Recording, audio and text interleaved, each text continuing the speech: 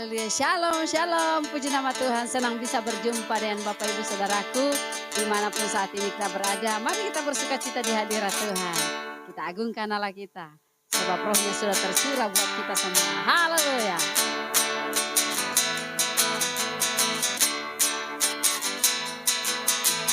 Roh Kudus tercurah di tempat ini, urapannya yang ajaib memulihkan umatnya. Roh Kudus tercurah bagi gerejanya, membangkitkan umat pilihannya. Lagi, Roh Kudus tercurah di tempat ini, urapannya yang ajaib memulihkan umatnya. Roh Kudus tercurah bagi gerejanya, membangkitkan umat pilihannya. Katakan hari ini. Hari inilah harinya Tuhan, saat pembebasan tiba. Oh, belenggu dosa telah dipatahkan. Mari bersorak bagi Dia. Hey, anggur baru tercurah, penuhi umatnya dengan sukacita. Oh, minyak baru tercurah, urapi umatnya, nyata kuasanya. Anggur baru tercurah, penuhi umatnya dengan sukacita. Oh, oh, minyak baru tercurah, penuhi umatnya, nyata kuasanya. Nyata kuasanya. Oh, oh, oh, nyata kuasanya. Haleluya. Kita berdoa. Terima kasih Tuhan buat urapan-Mu, terima kasih buat Roh Kudus-Mu yang selalu tercurah bagi kami Tuhan. Kami bersyukur sebab lewat Roh Kudus-Mu Engkau terus berkarya dalam hidup ini Tuhan. Terima kasih Bapa, terima kasih. Dan biarlah hari ini hidup kami selalu meninggikan akan Engkau Tuhan. Haleluya.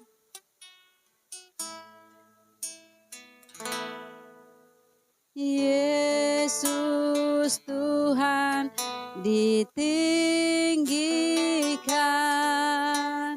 atas segala alam,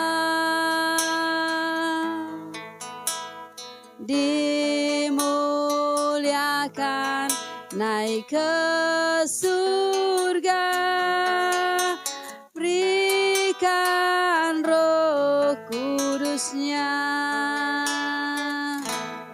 Datanglah sekarang, penuhi kami dengan kuasa-Mu. Urapi kami sekarang ini dengan api Roh-Mu.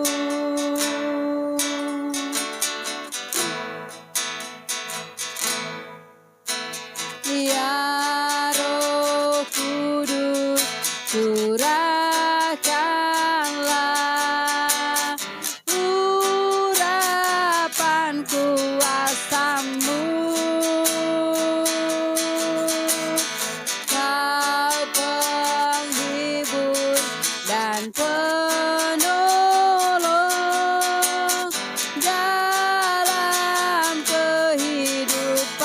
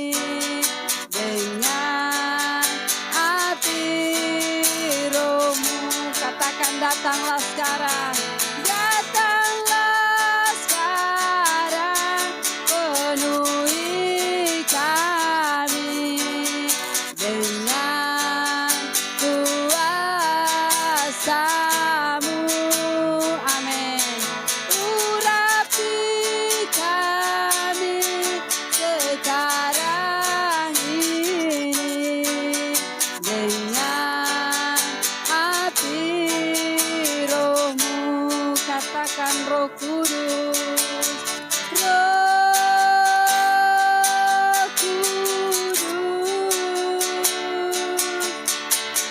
ini hambamu,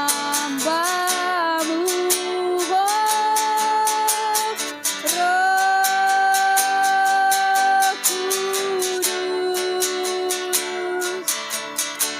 penuhi hambamu, katakan Roh Kudus, Roh Kudus, ini hambamu, Roh Kudus, penuhi hambamu. Sekali lagi dengan segenap hati, Roh Kudus, Roh Kudus, ini hambamu,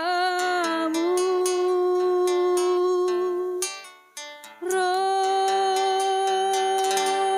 Kudus,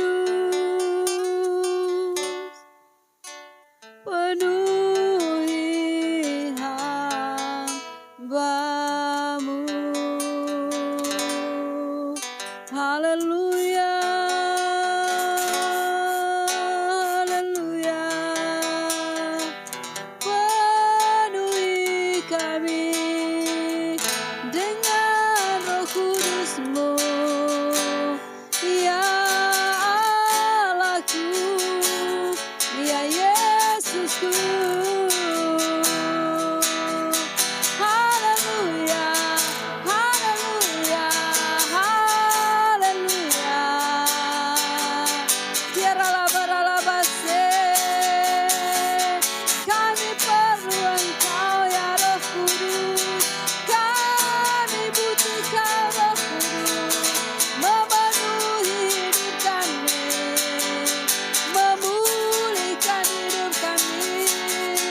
Haleluya, haleluya, Yesus. Terima kasih buat Roh-Mu.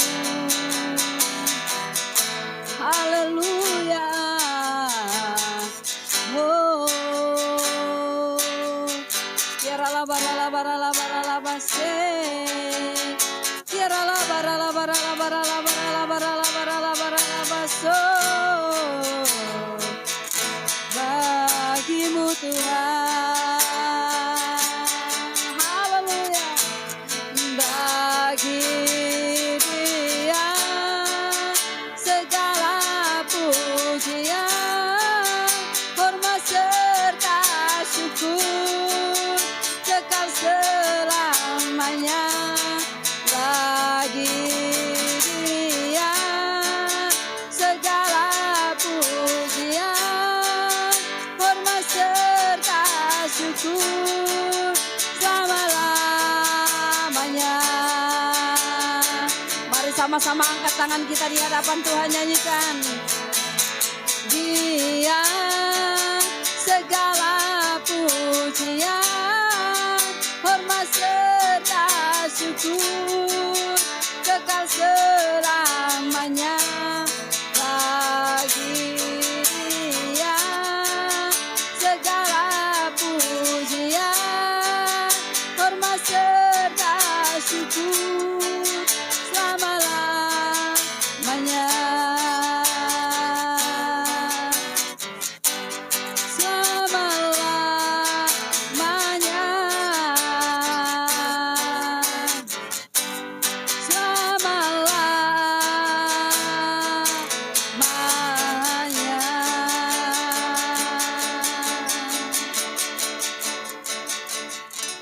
Haleluya. Shalom Bapak Ibu terkasih dalam Kristus. Sebelum kita masuk dalam kebenaran firman Tuhan, mari kita tundukkan kepala kita sejenak, kita bersatu di dalam doa. Bapa dalam kerajaan surga, biarlah kiranya Kami mempersiapkan hati kami untuk menerima kebenaran firman-Mu. Urapi hamba, urapi kami semua dalam pemberitaan firman-Mu ini. Biarlah kiranya nama Tuhan dipermuliakan. Dalam nama Yesus kami berdoa dan siap menerima kebenaran firman Tuhan. Haleluya. Amin. Selagi shalom buat kita semua, keluarga Light of Blessing atau LOB. Ya, biarlah kiranya kita semua yang menyimak bahkan mendengarkan video ini, terlebih lagi untuk seri khotbah ini, biarlah kiranya satu nama Tuhan yang dipermuliakan. Bapak Ibu yang terkasih dalam Kristus, hari ini saya akan sharing kepada kita semua tentang hidup yang dipenuhi oleh Roh Kudus. Karena minggu-minggu ini kita sedang memperingati yang namanya masa pencurahan Roh Kudus, di mana murid-murid ketika Yesus terangkat ke surga, Yesus katakan, nantikan aku di Yerusalem selama kurang lebih 10 hari. Dan pada hari ke-50, hari Pentakosta, disitulah Roh Kudus dicurahkan. Nah, mari kita buka kebenaran firman Tuhan yang terdapat di dalam Kisah Para Rasul, pasal yang kedua, ayat yang pertama sampai dengan ayat yang keempat. Alkitab berkata demikian. Ketika tiba hari Pentakosta, semua orang percaya berkumpul di satu tempat. Tiba-tiba turunlah dari langit satu bunyi seperti tiupan angin keras yang memenuhi seluruh rumah di mana mereka duduk. Dan tampaklah kepada mereka lidah-lidah seperti nyala api yang bertebaran dan hinggap pada mereka masing-masing. Maka penuhlah mereka dengan Roh Kudus, lalu mereka mulai berkata-kata dalam bahasa-bahasa lain seperti yang diberikan oleh Roh itu kepada mereka untuk mengatakannya. Katakan amin. Nah, saya percaya bahwa kebenaran firman Tuhan yang datang bagi kita pada pagi hari ini, pada hari ini adalah satu kebenaran firman Tuhan yang menguatkan gereja Tuhan hari ini. Di akhir zaman ini tentunya kita membutuhkan peranan Roh Kudus yang senantiasa memimpin kehidupan kita. Mengapa saya katakan demikian? Karena tanpa Roh Kudus kita semua tidak bisa berbuat apa-apa. Roh Kudus yang adalah pribadi Allah memberikan kita kemampuan untuk menjalani hari demi hari, waktu demi waktu, bahkan untuk melakukan kebenaran firman Tuhan. Sebab tanpa peran Roh Kudus, tanpa kekuatan dari pribadi Allah, kita tidak bisa mencapai yang namanya garis akhir. Maka perlu sekali kita dipenuhi oleh Roh Kudus. Dipenuhi oleh Roh Kudus adalah satu tanda, satu bukti bahwa Yesus ketika dia berjanji kepada murid-murid, janjinya digenapi.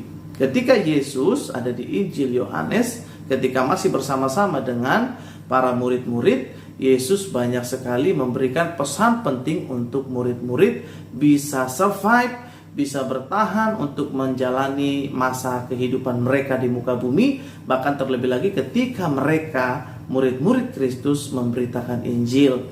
Nah, Bapak Ibu yang terkasih di dalam Kristus, kekuatan kita terbatas adanya. Kekuatan Roh Kudus tidak pernah terbatas. Maka sekali lagi saya katakan kita sangat membutuhkan, sangat memerlukan pribadi Roh Kudus yang senantiasa memberikan power, kekuatan bagi kita semua.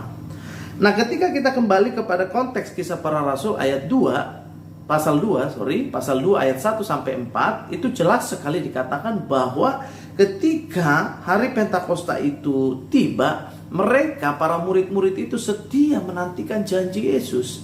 Apa yang mereka lakukan di Yerusalem, apa yang mereka lakukan di Upper Room atau di loteng Yerusalem, mereka berdoa, memuji dan menyembah Tuhan.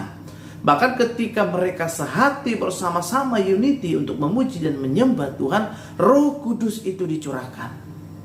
Nah, kegerakan Roh Kudus terjadi ketika para murid-murid itu sepakat, ketika murid-murid seia sekata untuk memuji dan menyembah Tuhan, bahkan untuk menanti janji Tuhan yang Tuhan janjikan ketika Yesus masih bersama-sama dengan mereka. Bahkan ketika Yesus terangkat ke surga, Yesus menjanjikan pribadi Allah yaitu Roh Kudus. Nah, Bapak Ibu yang terkasih di dalam Kristus, satu bukti yang nyata ketika Roh Kudus tercurah atas murid-murid, tiba-tiba turunlah dari langit suatu bunyi seperti tiupan angin keras yang memenuhi seluruh rumah di mana mereka duduk. Dengar baik, seluruh rumah. Ini berbicara tentang lawatan Roh Kudus yang universal. Ini berbicara tentang lawatan Roh Kudus untuk semua orang, semua pribadi tanpa terkecuali. Maka ketika murid-murid yang ada di rumah itu, yang mereka setia menantikan janji Tuhan, di situ dibuktikan dengan ayat yang ketiga, tampaklah kepada mereka apa? Lidah-lidah seperti nyala api yang bertebaran dan hinggap pada mereka masing-masing. Kalau kita berbicara tentang api di dalam perjanjian lama, itu berbicara tentang representatif daripada Allah itu sendiri. Karena Allah itu digambarkan seperti api, seperti awan, seperti air. Dan ketika lidah-lidah seperti nyala-nyala api bertebaran atau hingga pada murid-murid, itu berbicara tentang roh Allah. Katakan amin. Roh Allah tercurah bagi murid-murid. Roh Allah hinggap atas murid-murid. Maka ketika Roh Kudus itu memenuhi para murid yang ada di rumah pada waktu itu di Yerusalem, di Upper Room, maka penuhlah mereka dengan apa? Roh Kudus. Haleluya.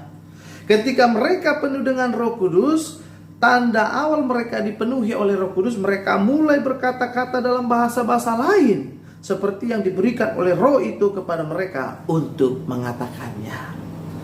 Nah, Bapak Ibu yang terkasih di dalam Kristus, saya mau katakan bahwa Roh Kudus itu bekerja begitu luar biasa.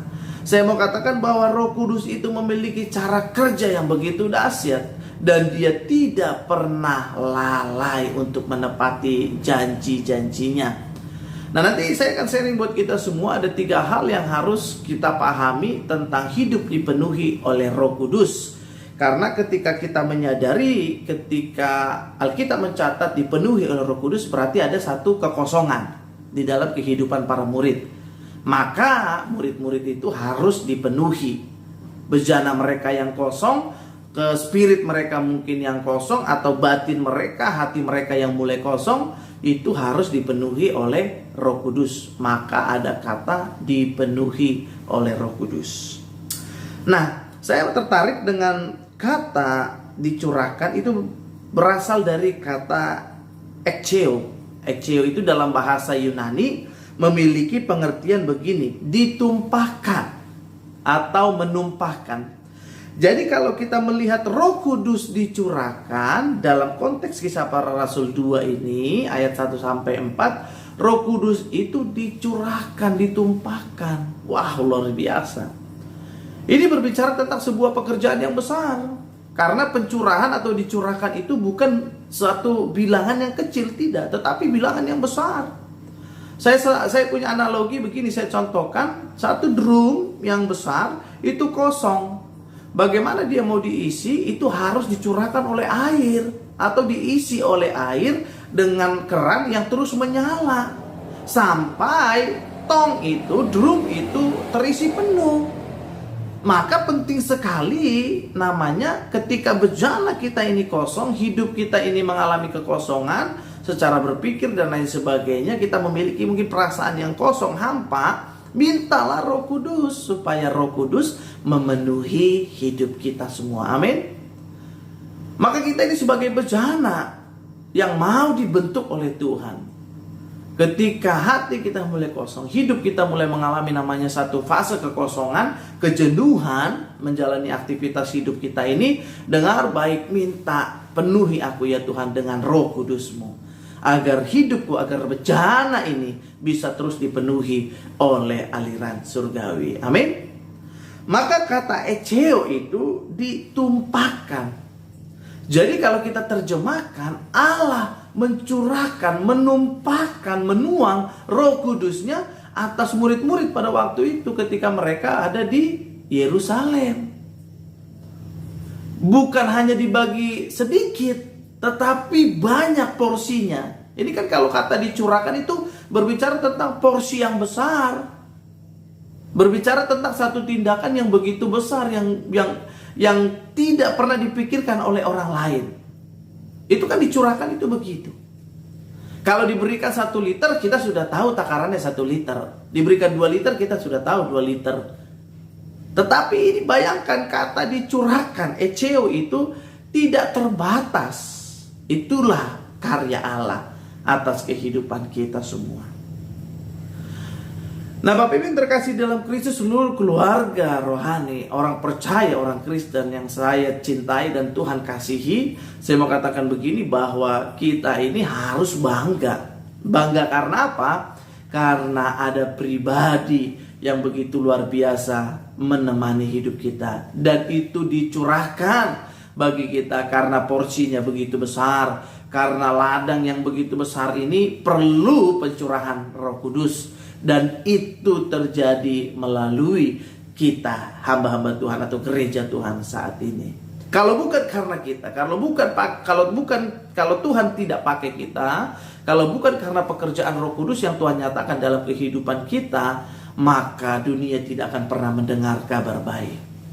Itulah peranan daripada Roh Kudus yang Tuhan eceo atau Tuhan curahkan atau Tuhan tumpahkan kepada kita semua. Lalu pertanyaannya buat kita semua, siapakah yang berhak, bahkan siapakah yang akan mendapatkan pencurahan Roh Kudus? Kalau kita mengacu kepada Kisah Para Rasul 2 ayat 1-4 ini jelas sekali. Roh Kudus itu pertama-tama dicurahkan kepada murid-murid, sehingga murid-murid menerima yang namanya pengurapan, dan urapan itu pun diimpartasikan kepada orang-orang yang lain yang mau dimuridkan. Nah, proses pemuridan di dalam Injil Matius 28 ayat 19 dan 20 itu berbicara tentang karya Allah, karya Roh Kudus. Bagaimana kita bisa dipakai oleh Tuhan untuk menjadi murid, lalu memuridkan kembali. Nah, demikian pun Kisah Para Rasul pasal 2 ayat 1-4 ini awal mulanya adalah para murid. Dari mungkin 12, 150, bahkan sampai 3000. Disitulah kegerakan Roh Kudus terlihat. Bahwa Roh Kudus itu dicurahkan kepada semua orang yang mau terbuka dan mau menerima pribadi Allah, Allah Tritunggal di dalam hidup kita. Amin. Maka Bapak Ibu yang terkasih di dalam Kristus, pencurahan Roh Kudus itu adalah satu bagian yang begitu penting buat kita, saya mau katakan. Mengapa demikian? Karena tanpa adanya pencurahan Roh Kudus, ketika mereka menantikan Yesus di Yerusalem, maka tidak akan ada kegerakan Pentakosta atau penggerakan Roh Kudus yang terus berapi-api. Maka kita sering menyanyi, api kemuliaannya tercurah bagi dunia, beritakan pada dunia bahwa Yesuslah Raja. Semua itu terjadi karena Roh Kudus, api Roh Kudus yang bergerak untuk membawa kita untuk terus bisa menjadi pelaku-pelaku kebenaran firman Tuhan. Katakan amin. Haleluya. Nah, Bapak Ibu yang terkasih dalam Kristus, apa tujuan dari pencurahan Roh Kudus? Saya akan bagikan 3 poin buat kita semua. Apa tujuan dari Roh Kudus itu dicurahkan bagi murid-murid pada waktu itu, bahkan bagi kita saat ini. Mungkin kita berpikir secara harafiah, mana mungkin terjadi seperti yang di Upper Room atau di Yerusalem. Tetapi saya mau katakan, jangan pernah sekali lagi kita batasi pekerjaan daripada Roh Kudus. Jangan pernah kita membatasi karya Roh Kudus dalam kehidupan kita dengan pola pikir kita. Tetapi biarlah kiranya hidup kita ini terus dituntun oleh Roh Kudus, sehingga kita bisa menyadari dan memahami bahwa firman Tuhan yang tercatat, bahkan yang kita pahami dan kita imani dari zaman perjanjian lama sampai perjanjian baru, itu masih tergenapi sampai akhir zaman, sampai kesudahannya. Nah, maka ada 3 hal yang ingin saya bagikan buat kita semua agar kita bisa memahami dan mengerti mengapa Roh Kudus itu dicurahkan bagi kita semua. Yang pertama, Roh Kudus dicurahkan bagi kita semua supaya kita tetap kuat. Katakan amin. Nah, hari-hari ini banyak sekali orang mulai lemah, mulai undur, bahkan mulai frustasi. Melihat perkembangan zaman, melihat situasi dan kondisi global yang terjadi saat ini, sehingga orang mulai putus asa. Orang banyak mulai berpikir untuk mengakhiri hidupnya saja, karena sama saja toh. Tetapi di dalam kekristenan, di dalam Kristus, Tuhan tidak pernah mengizinkan kita untuk mengakhiri hidup kita, karena semua itu adalah sebuah kesia-siaan. Mengapa orang bisa mengambil keputusan demikian? Karena takut. karena mulai lemah imannya. Maka kita akan belajar Roh Kudus itu dicurahkan, hal yang pertama, untuk memberikan kekuatan bagi saya dan saudara. Alkitab mencatat di dalam 2 Timotius pasal 1 ayat 3 sampai ayat yang ke-7 demikian. Aku mengucap syukur kepada Allah yang kulayani dengan hati nurani yang murni seperti yang dilakukan nenek moyangmu. Ini perkataan Paulus kepada anak rohaninya Timotius. Dan selalu aku mengingat engkau dalam permohonanku baik siang maupun malam. Dan apabila aku terkenang akan air matamu yang kau curahkan, aku ingin melihat engkau kembali supaya penuhlah kesukaanku. Sebab aku teringat akan imanmu yang tulus ikhlas, yaitu iman yang pertama-tama hidup di dalam nenekmu Lois dan di dalam ibumu Eunike. Dan yang aku yakin hidup juga di dalam dirimu. Karena itulah kuperingatkan engkau untuk mengobarkan karunia Allah yang ada padamu oleh penumpangan tanganku atasmu.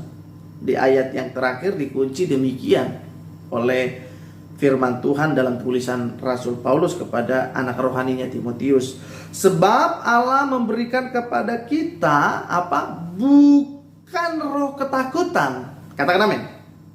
Melainkan roh yang membangkitkan kekuatan, kasih dan ketertiban. Haleluya, haleluya. Saya percaya Roh Kudus dicurahkan bagi kita semua, bagi gereja Tuhan saat ini, agar kita tetap kuat. Jangan pernah lemah.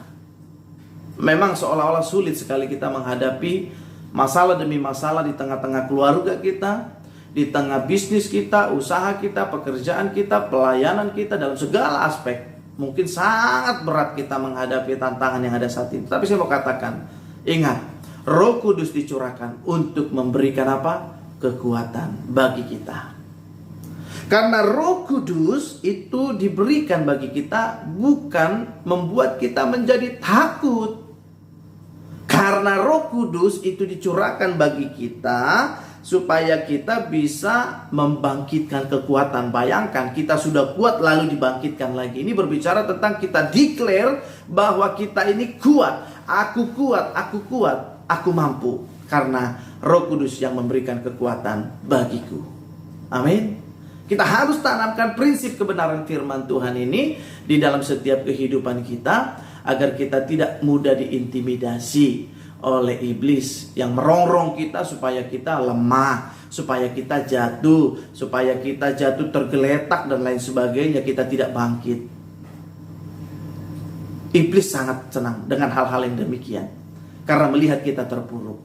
Ingat ketika Yesus setelah dia berpuasa 40 hari dia lemah secara daging, iblis mencobai. Iblis itu paling suka yang demikian. Makanya ketika kita lemah, disitulah iblis mulai merongrong pikiran kita. Ketika Hawa mulai lemah, disitulah iblis mulai merongrong pikiran Hawa. Sudah tidak apa-apa, coba saja. Allah itu karena dia berbicara seperti itu karena dia tidak mau disaingi. Udah mulai lemah. Ketika sudah mulai lemah, ketika iblis masuk ke dalaman hati Hawa, disitulah kejatuhan manusia ke dalam dosa. Maka jangan mau kita diintimidasi. Jangan mau kita menjadi pribadi yang takut. Janganlah kita takut. Orang punya rasa khawatir pasti. Tetapi saya mau katakan, Yesus mengajarkan kita supaya kita tidak hidup di dalam ketakutan. Justru Roh Kudus yang memberikan kekuatan bagi kita. Bapak Ibu yang terkasih dalam Kristus, bagi engkau yang lemah saat ini, percaya ada pribadi Roh Kudus yang memberikan kekuatan bagimu. Sekalipun engkau menanti jawaban tidak kunjung Tuhan jawab, engkau mulai lemah. Engkau mulai berkata bahwa aku tidak kuat lagi, aku tidak tahan lagi, aku tidak sabar lagi, aku mau undur saja. Dengar baik, ada Roh Kudus dalam hati kita, dalam hati Bapak Ibu, untuk mengingatkan kita semua supaya kita tetap kuat di dalam Tuhan. Karena ada Roh Kudus yang memberikan kekuatan bagi kita semua. Amin. Amin. Poin yang kedua yang mau saya bagikan buat kita semua. Mengapa Roh Kudus dicurahkan bagi kita semua? Ketika Dia memberikan kekuatan bagi kita, Roh Kudus mampu mengubah hidup kita. Kolose pasal 1 ayat 13 sampai 14 bilang begini. Ia telah melepaskan kita dari kuasa kegelapan dan memindahkan kita ke dalam kerajaan anaknya yang kekasih. Di dalam Dia kita memiliki penebusan kita, yaitu pengampunan dosa. Sekali lagi saya baca, Ia telah melepaskan kita dari kuasa kegelapan. Itulah pekerjaan Allah. Itulah karya Roh Kudus untuk mengubah hidup kita dari kegelapan, dari dunia yang begitu gelap. Dari kegelapan itu berbicara tentang maut, kematian kekal, yaitu neraka. Maka Tuhan memindahkan kita, mengubah kita untuk kita masuk ke dalam kerajaan anaknya. Itu berbicara tentang surga, kerajaan yang kekal. Maka Bapak Ibu yang terkasih di dalam Kristus, hal yang kedua yang harus kita pahami, kenapa Roh Kudus harus dicurahkan atas gereja Tuhan saat ini, agar gereja Tuhan menyadari bahwa gereja Tuhan harus mau mengalami perubahan di dalam kebenaran firman Tuhan. Alkitab mencatat dalam 2 Korintus 5:17, barang siapa tinggal di dalam Kristus, dia adalah ciptaan yang baru. Sesungguhnya yang lama sudah berlalu, yang baru sudah datang. Yesus datang mengubah dunia ini, dan Roh Kudus juga datang mengubah setiap hidup kita. Siapa Paulus, siapa Petrus, yang dulu adalah mungkin dalam tanda kutip orang yang sebagai murid dianggap failed atau gagal begitu ya. Tetapi ketika Petrus diubah oleh Roh Kudus, oleh Allah sendiri, ketika dia berkhotbah, 3.000 orang bertobat dan memberi diri dibaptis. Siapa Saulus atau Paulus yang kita kenal, yang penganiaya jemaat Tuhan, ketika dia bertemu pribadi lepas pribadi dengan Allah, dia diubahkan hidupnya, bukan lagi Saulus tetapi menjadi Paulus. Apa yang terjadi? Tuhan pakai dia begitu luar biasa, banyak memberkati orang melalui tulisan-tulisan, surat-surat yang kita percayai, melalui kebenaran firman Tuhan yang diilhamkan kepada Paulus, itu banyak sekali mengubah hidup orang lain. Karena apa? Karena dia sudah terlebih dahulu mengalami perubahan hidup. Nah, saya berdoa supaya hidup kita yang dipenuhi oleh Roh Kudus, kita mengalami perubahan.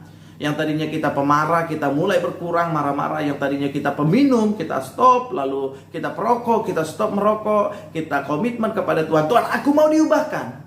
Aku mau hidupku diubahkan ya Tuhan. Aku mau menjadi ciptaan yang baru di dalam Engkau. Aku tidak mau lagi pakai cara hidupku yang lama. Aku mau pakai cara hidupku yang baru. Karena Roh Kudus-Mu yang dicurahkan dalam hidupku. Minta sama Tuhan agar Tuhan mencurahkan Roh Kudus-Nya bagi kita, agar kita mengalami perubahan di dalam kehidupan kita yang lebih baik. Haleluya. Hal yang ketiga, Bapak Ibu terkasih dalam Kristus, mengapa Roh Kudus harus dicurahkan bagi gereja Tuhan saat ini? Agar gereja Tuhan menjadi saksi Kristus. Haleluya. Alkitab mencatat dalam Kisah Para Rasul, pasal yang pertama ayat yang ke-8, tetapi kamu akan menerima kuasa kalau Roh Kudus turun ke atas kamu, dan kamu akan menjadi saksiku di Yerusalem dan di seluruh Yudea dan Samaria dan sampai ke ujung bumi. Amin. Kekerakan Roh Kudus Pentakosta terjadi atas gereja Tuhan saat ini. Roh Kudus dicurahkan agar saudara dan saya terus bersaksi tentang Kristus, tentang kerajaan surga. Karena itulah yang dilakukan oleh para murid-murid. Mereka banyak menyaksikan tentang kebaikan Tuhan. Mereka banyak bersaksi tentang kemurahan Tuhan. Mereka banyak berbicara tentang kerajaan Allah. Bukan kerajaan pribadi, bukan kesuksesan pribadi, bukan harta pribadi, bukan kekayaan kita, bukan kesenangan kita, bukan hanya proses promosi di pekerjaan kita, usaha kita diberkati, tidak. Tetapi yang kita beritakan adalah Yesus. Kenapa Tuhan promosikan saya itu semua karena Tuhan.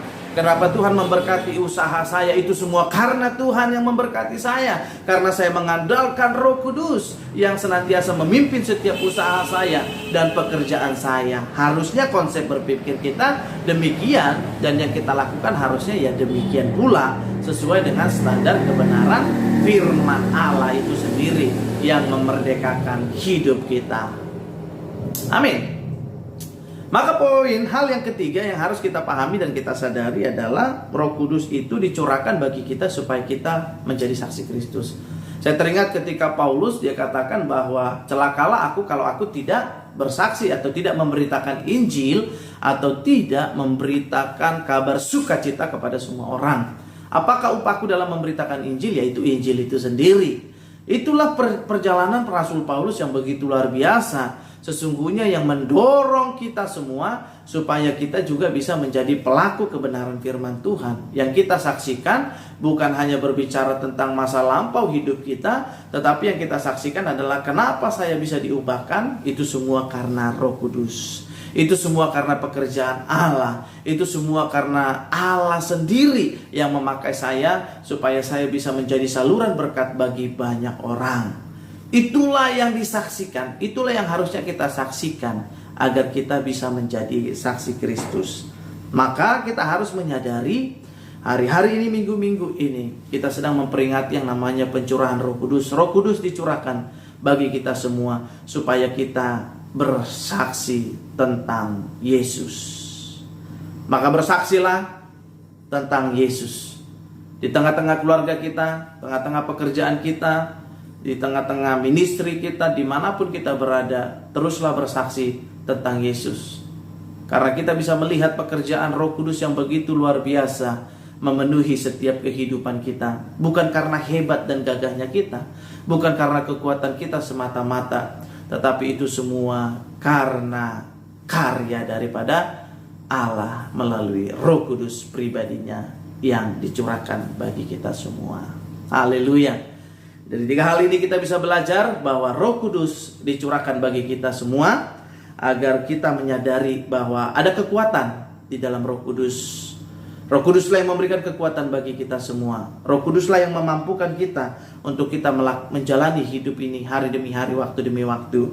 Saya percaya Roh Kudus memberikan kekuatan bagi kita. Dan yang kedua, mengapa Roh Kudus dicurahkan? Agar hidup kita diubahkan menjadi ciptaan yang baru, menjadi pribadi yang baru. Itulah pekerjaan Roh Kudus. Dan yang ketiga, mengapa Roh Kudus dicurahkan bagi kita semua? Agar kita, saudara dan saya, terus bersaksi tentang Yesus. Injil Kerajaan Surga harus diberitakan sampai ke ujung bumi. Sebab itu Tuhan memakai kita untuk kita menjadi saksinya.